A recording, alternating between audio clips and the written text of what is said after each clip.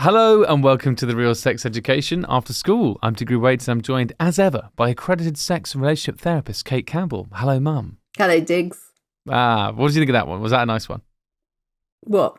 My intro. Could you Oh, tell sorry. a slight difference in my cadence? I don't know if you could sense that. No. Okay. We put the word out to you, our lovely listeners, to send us in questions. You can send them in via our anonymous Google form in the bio of this episode and our social media channels. We're at the RSC Pod on Instagram, TikTok, and X. Formerly known as Twitter. And unfortunately, we've got two in the space of about a week on squirting. We've also got one coming up on orgasming from penetrative sex with my boyfriend, and one about setting boundaries in the bedroom. So we'll come to that later. But let's get to the squirting thing. Mum, here are the two questions. I'll read them both out. The first question just says this: what is squirting? Mm-hmm. And that's from Ecuador. And the next one says, how to make a girl squirt, and can girls squirt but not have orgasm? Cyprus 21 straight men have asked that question. So what is squirting? What is squirting? Well, it's an interesting thing. I don't think anybody's really quite sure. So it's when something is expelled from a vulva that isn't wee. Right. Although it might have although it has similar properties, and it's when they're extremely sexually aroused. Now, sometimes people say you can achieve this by stimulating the clitoral complex, which is on the anterior wall of the vagina. So Whoa. What does all that mean? The G-spot.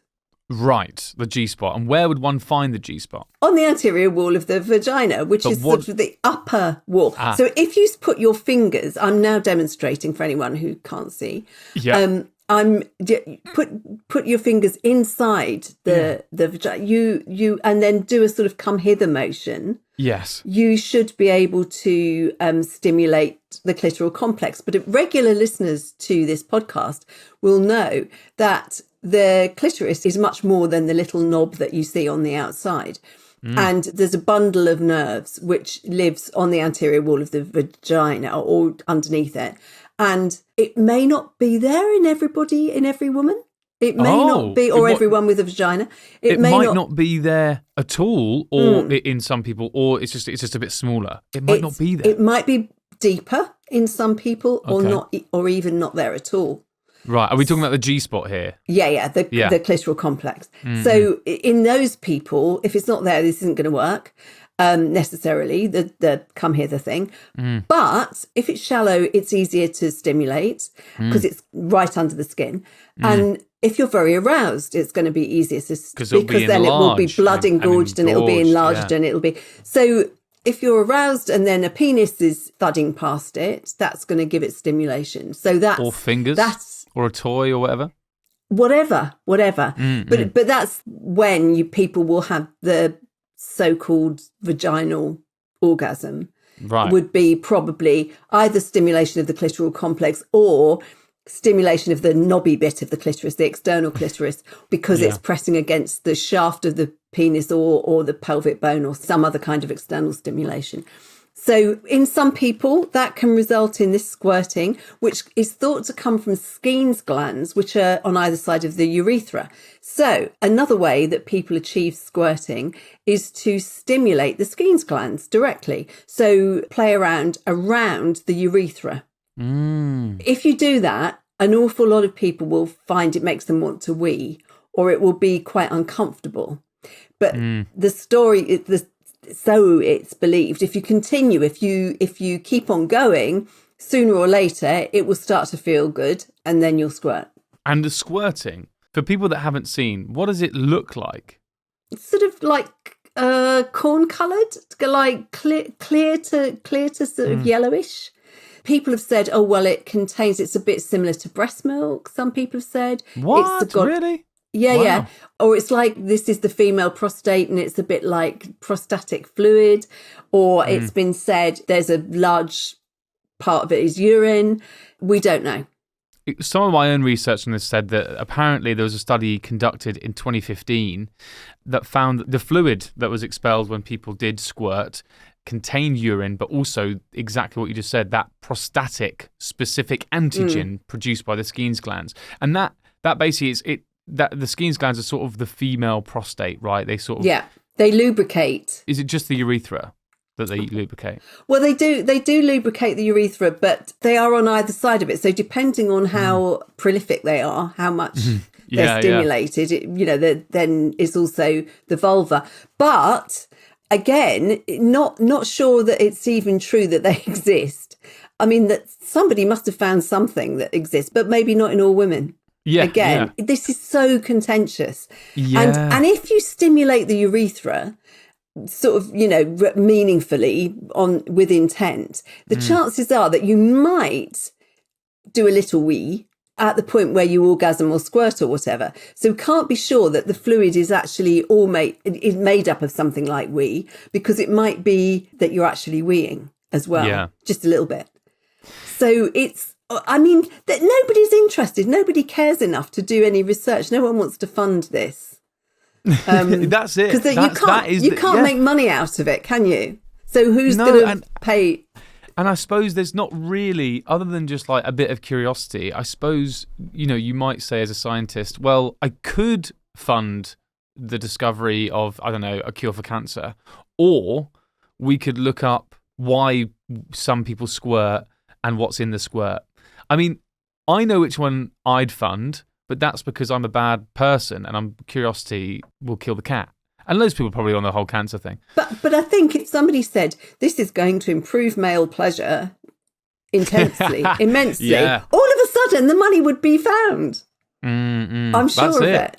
Yeah. If it was for men. So, no, as we know, female sexuality is very, very, very under-researched. So we don't really know.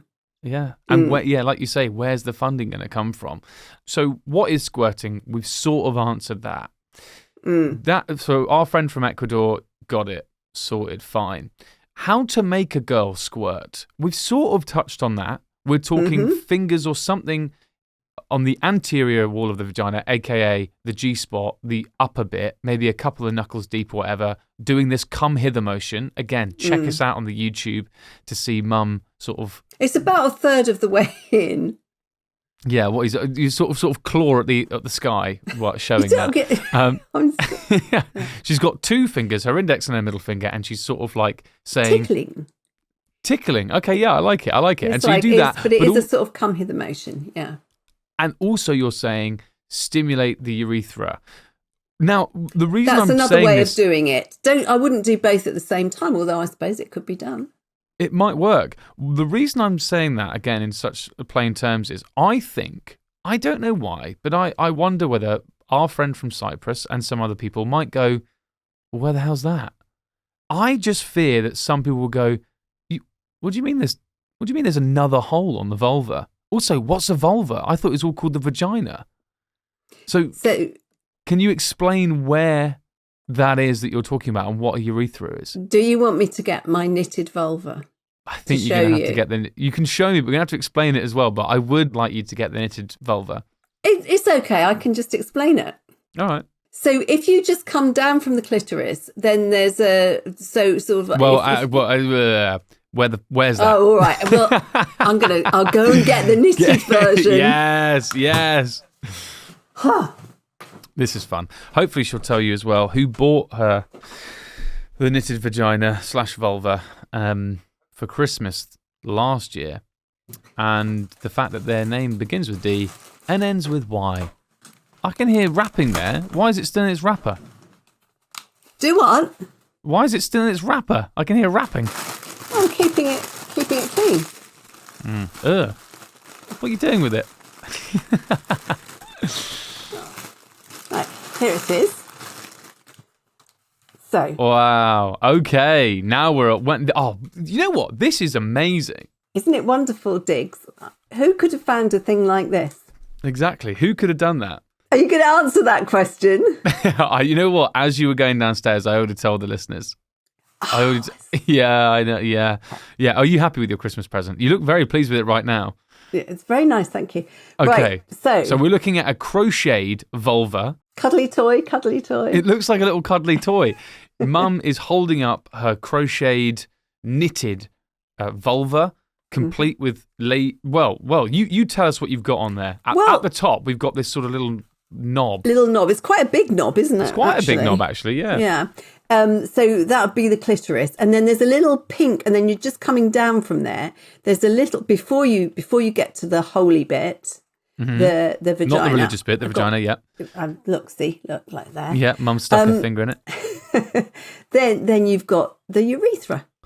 You've got another and little that's hole. what people with vulvas pee out of. I do think there will be some people that need to be caught here, and they'll go, "You mean they don't pee out the vagina?" No. Oh God, they no. don't. No, that's got better things to do. The vagina doesn't go all the way up and attach itself to your kidneys, does it? I mean, think about it. No, exactly. Think about it. Yeah. This, I just want to tell people, this is not anatomically correct. It's not. This is the sizing and the sizing is pretty bad. I mean, this is an enormous vagina. If vulva, this is an enormous vulva. Yeah, that's true. And I mean, if that was you should squish it up really, so it looks more like that as well, more like a human. Everything a bit closer together and a bit more cramped. Absolutely, yeah, right. Okay. A bit more like a clam. So the Skene's glands would be on either side of this little opening for the urethra. On the vulva. Yeah. So if you were doing a sweep of the clitoral and Skene's area, you could do both together. Obviously, I mean, especially if you had a tongue or something like that. Oh my word! Yeah. But so that's, and then the big hole at the bottom is the vagina, and like you bottom, said, you put your two fingers in there, aiming upwards, sort of thing. Like that. Yeah. Yeah. Yeah. There you go. That's great. Wow. Well, there you go. So if you're going to be able to do it, that's the way to try Cyprus 21 Man. We believe. But I would also say, it might take some perseverance, and it might be very uncomfortable to begin with. And also, I would want the person to be pretty aroused already. I wouldn't go dry and cold and just I'm just going to stimulate you to squirt now and start getting on with that without any preamble. Yes, yeah. I think this needs. Like everything, of course, consent is already, but unlike other things, this needs a big old conversation beforehand, because this almost feels like a journey that you guys need to do together. You need to both really want to do this, because from the research I've done online, it is something where it's sort of like you don't know if it's going to happen, and also, like you say, it takes time and perseverance. Some people talk about doing it as they orgasm. Some people talk about doing it after they orgasm. So to answer their question, can girls squirt but not have orgasm? I think the case is yes, but sometimes it can be after they've orgasmed during. Or in men, ejaculation and orgasm are different events. Yeah, and they often happen at the same time, but not necessarily. So you can ejaculate without orgasm, and you can orgasm without ejaculation. It usually happens because of surgery or something anatomical. It's more common to do the two together, but not necessary.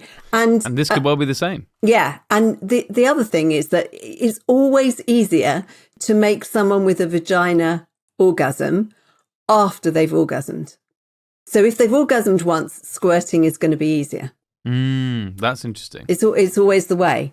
But it might happen, I think, for most people, up until it became this big thing in porn, I think for most people it happened one day, by accident. It just randomly happened. And it might never happen again for 15 years, or it might never happen again, or it might happen tomorrow. Exactly. Because we don't know, do we? How long does it take for Skene's glands to refill? If you like. Exactly. I mean, who knows? And what is it exactly that you did that made that happen? Don't know. And it's not likely to be the same for two women, is it? Because two women don't like or two people with vaginas don't like the same kind of clitoral stimulation or vulval stimulation that another one would. And even from moment to moment, they might feel differently about it. So this shouldn't be a big deal. So I think we've answered most of their questions here, but whilst we're talking about squirting, I've also done some other bits of research around it. Oh, because have you? I think sometimes, and I think on this podcast as well, I mean, kind of by the fact that it seems like two blokes have just written in to ask us about squirting. It feels like. I mean, we're not sure about the Ecuador person. But we definitely had a question on the podcast before about squirting, and again, how to make someone squirt. And hey, listen, I'm not here to kink shame or anything, but sometimes it's this like fun fantasy. You know, there's a lot of squirting in porn and stuff and that sort of thing. And also, I think there's the idea that if you get a chick to squirt, you have reached the pinnacle. You have reached the holy grail of orgasms, and you are the sex god. From the research I've done online, some people say it feels intense. They've had more intense orgasms, less intense orgasms. There is nothing online that suggests that it's always been, and it always is, the best orgasm they'll have. A lot of them thinks it can be uncomfortable. Sometimes it's not, but a lot of people think it just feels like peeing, or what they feel like coming for a bloke would feel like. So the idea that this is some sort of North Star, I think, does also need to be dispelled. And like we've said before, as always is the way with consent, but particularly with this one, you need another willing partner in this, because this is an endeavour for both of you. If you started doing that, and everyone talks about this as well, there's this idea that it feels like often you're about to pee. And that is actually what turns a lot of people off, so they never quite get there, because they're like, I'm about to wet the bed. I don't want this. Exactly. But that's why it's this thing of this collective thing of, no, we're both going to push through this feeling, and then maybe we'll get this fun outcome as a result. But that's why, as is always the case with sexual stuff, but particularly with this, you both need to be on board with this. You both need to have this as your North Star. And I've talked to friends of mine who have been like, it would be hot. Or they said, I think I've made myself squirt, and it would be cool if it happened again. So there's definitely people out there. It's not just some mad male fantasy. And I just wanted to point out that Easter is over. No chicks around now. Yeah, I need to stop calling them chicks. Yeah, and also it's so heteronormative because you know you do get women. Yes, making that's true. With their women partners squirt as well. It's true. Anyone can do it. Of course, I'm just talking about, I think that from what we've seen, we've had a few people message in. I mean, this person even says Cyprus 21 straight men. They've even said precisely. Men. How many of them are there? You know, collective. It's exactly. They've all sat around someone's phone and been like, right, write this in. How to make a girl squirt. And can girls squirt but not have orgasm, question mark?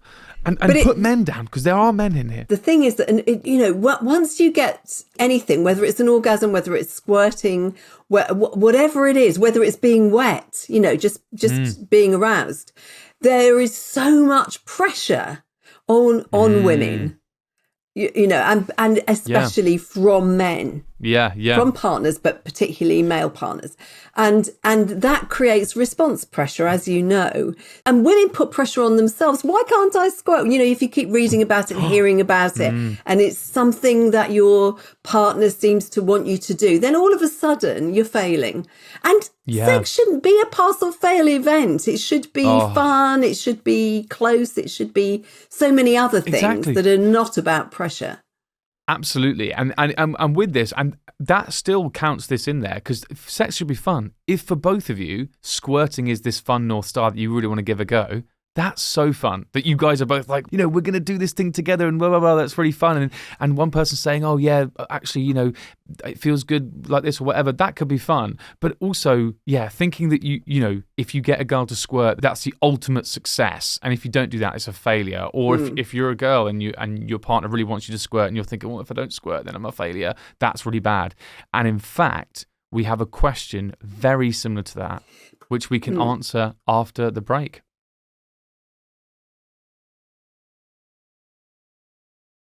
Welcome back to the Real Sex Education After School. We promised you a question about potentially response pressure, all that sort of stuff, and that's exactly what we've got. We have this question here from Woman Straight 21 who says, I can't orgasm from penetrative sex with my boyfriend no matter what we do. Am I broken? No, you're normal. It's more common for people not to be able to orgasm from penetrative sex than to be able to orgasm from penetrative sex. Exactly. And when we've been talking about squirting before, we've talked about the clitoral complex, the anterior wall of the vagina. We've talked about, when it all becomes engorged with blood, and maybe when you penetrate that area or with fingers or a toy or a penis in this case, you can orgasm. But that is when we've talked about this a lot on the podcast, that is less than 20% of women that have this capability. If you have a large clitoris as well, then it's much more likely that it's going to be available for stimulation by the shaft of the penis or by the pelvic bone or whatever. And some people count climaxing during intercourse or penetrative sex, but they'll still count it as during penetrative sex if they're stimulating themselves or if their fingers or a vibrator or something are being used to stimulate the clitoris at the same time. So it's not just intercourse that's doing it for a lot of people. Sometimes it is. Sometimes for some people, they do it every time. They're very fortunate in that respect, I guess, because it's relatively easy. But for most people, it's a rarer occurrence. Exactly. And just basically, I think we have talked about this a fair bit on the podcast, but quite simply, it doesn't happen for a lot of people. It is a rare occurrence. Again, there'll be all sorts of reasons why you think it isn't and your boyfriend might think it isn't, but no, you're not broken. You're completely normal. And if you want to finish an orgasm, or I think maybe we need to think about the word finish, actually. Maybe that needs to, because actually maybe that's part of the problem, saying finish, because then it's, that's when sex stops. But if you want to orgasm, maybe you've got to look at other ways, and there's nothing wrong with that, and that's absolutely not broken. That's just fun sex. What worries me is how you've got that ideal. And that's not just porn, that's TV as well. TV does this. TV and films. I mean, it's getting better since the intimacy coordinators have been around, but I still think there's an awful lot of film of people who kiss a bit, stick a penis in a vagina, jiggle about, and they both go, oh, at the same moment. That's mum coming. And then... Check that out on YouTube. Yeah. Oh, God. And then... And everybody's given the impression that that's what's supposed to happen. And of course, it isn't what happens. No, exactly. So simple, open and shut case. Are you broken? No. Let's have our last question of the day. This one says, hey, Cate and Diggory, I am a 25-year-old trans woman from Ireland, currently residing in Sweden. I happen to be pre-operative, poor student life, and I pass as female, but I have a recurring problem with straight identifying men wanting to take on the passive role in the bedroom / be penetrated or be dominated by a chick with a dick. They say chick too. I have no problem setting boundaries as I'm quite dysphoric. Dysphoric meaning... Meaning, I have a thing about it. I'm, not that into it. Yeah, as I'm quite dysphoric about being dominant that way in the bedroom. This seems to be quite a common phenomenon in that some straight identifying men seem to fetishize or are attracted to trans girls because they have a penis. Why do you feel this is the case? 25, trans woman from Ireland. Yeah, I don't think this is a new thing. I think there's always been people that are looking for novelty. Right. People looking for novelty. Yeah. And I guess this would qualify. And I think that for a lot of people, they quite like the idea that they can provide that novelty, or that they have that range available to them. That is quite something. It's an achievement. Yeah. And a lot of people love this kind of thing, really enjoy it. A lot of other people don't. Yeah. And sometimes people enjoy it for a while and then stop enjoying it. When the novelty wears off for them and they think, oh, I'm always doing this. I want to do something different now. Yeah, exactly. And so you don't know what's going to happen. So I think, it's a real shame that sometimes people feel they have to make it clear, on dating sites and hookup sites and things like that, or make it clear right at the start that they do or don't do this thing. Yeah. It feels like a flaming nuisance and a big responsibility. Yeah. Yeah, I think at the moment equally, some, young women are having to say, I don't like being strangled before they hop into bed with somebody. And choked and that sort. Yeah. There's a kind of assumption that people are up for everything, or that you should be up for everything, and that, if you're doing sex properly, you're really open-minded and you'll do anything. But maybe just don't feel like it today, or maybe you're never going to feel like it. But, this is about being really clear, I think. Yeah, it's so difficult though, isn't it? Because it's sort of like, if you have to say that on a dating app straight away, or, we don't know how she's meeting people. It could be like out and about. And again, it's like, well, do you want to be, at a bar talking to someone and, everything's going well and you go, by the way, if we are going to have sex, blah, blah, blah, blah, blah, it might suddenly turn, they might be like, oh, whoa, what, it's suddenly, I don't know. I think it's tough. I mean, but I sort of came to a similar conclusion in my head where, because it's not like, because when I read this question as well, I was sort of like, oh, maybe it's because like it would be nicer it's about getting into a relationship with someone, right? If you found someone that was more just wasn't into that kind of sex as well, I was thinking about relationships basically, and like maybe dating apps and stuff, and sort of displaying it on there. But this sounds like sort of casual sex anyway, which seems that seems a bit harder. If it's casual sex, I think you need to be really clear about what you are and aren't into. Whereas if it's a longer relationship, you've got more time to think about it, and maybe you'd be more inclined to try different things. But I do think it's how respectful it is. I mean, if you feel you're just being used, and I mean, let's face it, lots of people feel that they're just being used sexually, then maybe it's not so much fun. Whereas on the other hand, if you feel that you've got something special, you're able to offer something that other people can't, and you can have great fun doing it, that's fantastic. It's how you feel on that day at that time. Yeah, exactly. I mean, interestingly, doing some of my own research on this again, they did there's sort of like a poll with a lot of trans people, and some of them talked about that feeling of being fetishized, and research. But this is what. Yeah, this research. Of trans people, and some people saying of that idea of being fetishized. Some people said, a large group of people said yes, they did feel that way, but of that, and this is why it's so interesting and nuanced, and kind of says what you say. Some people were like, you know what? In certain situations, that ain't so bad. It's like you say. It's like it's quite fun when I'm the desirable object. We're definitely not saying, you got to get on board with it. We're just saying that you've got to somehow, I guess you need to, particularly if it's casual sex, you need to somehow get it across earlier. But also make sure that in the bedroom you do stand up for yourself and say, if that's not what you're not into, it's consensual after all. You don't have to do any of that. Absolutely. Of course you don't. No, and you're allowed to change your mind in the middle if you want to, and you're allowed to do something one day and then say, I don't want to do that today. Yeah, that all of those things. I sometimes wonder whether when you're comfortable enough to want to have sex with someone, then you can start talking about what you're going to do before you do it, and which I sometimes think is a good thing to do anyway. And maybe that's when you can start to work out what they're going to be into.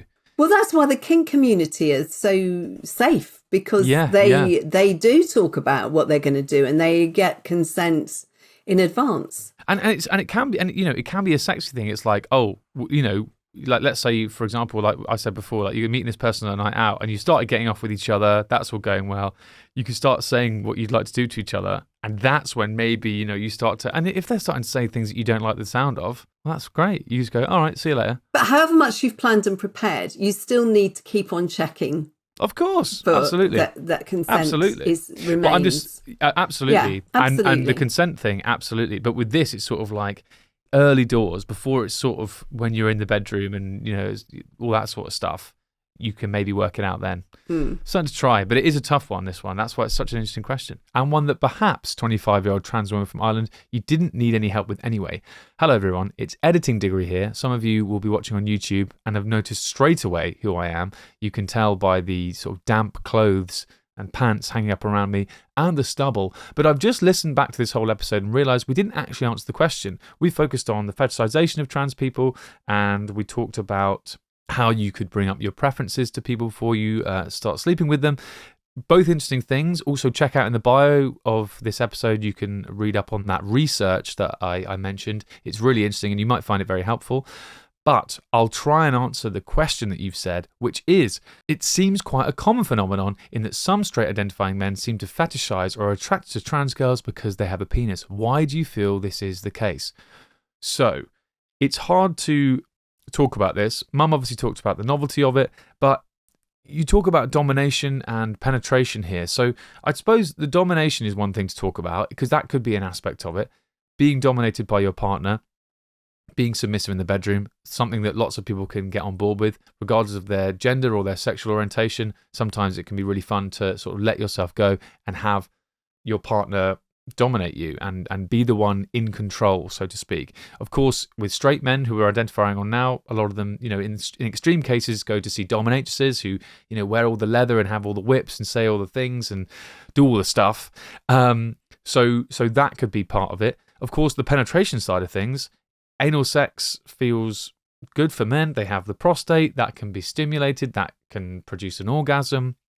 That's why a lot of, again, focusing on straight men, they are pegged by their partners. So it feels like in some ways that could be a combination of those things, could be what's going on here. There is a sexual orientation, which some people identify as called gynosexual, which is the idea that they are attracted to femininity in all forms. So they're attracted to women, trans women, and it's the femininity that they're attracted to. So it's hard to pin down what it is. It could be one of or a combination of those things that could mean it's attractive to people. I've looked around online. It's been actually hard to find an answer on this, which I would love to, but that's another reason to get involved. Do send us in, not just your questions to the Google Forms and not just your pictures to our Instagram of your lunch, but please do send us in your thoughts on this. I will put a question on Spotify as well that you can answer, maybe a comment on the YouTube. It will be lovely to know why people are attracted to this, because, like I say, online, I oddly can't find that much. Anyway, thank you so much again for your question. I hope now we've answered it. And guys, thank you so much for your questions. Keep sending them in. We are still going to keep answering them. If you keep sending them, so please do that. It's in the bio of this episode and our social media channels, and it's anonymous. Google asks for an email, but we don't see it. Also, if you're not subscribed to the podcast or following it, make sure you do that on YouTube, on Spotify, on Apple Podcasts, wherever you're listening to us or watching us now. And we will see you next time for some more real sex education. Bye. Bye.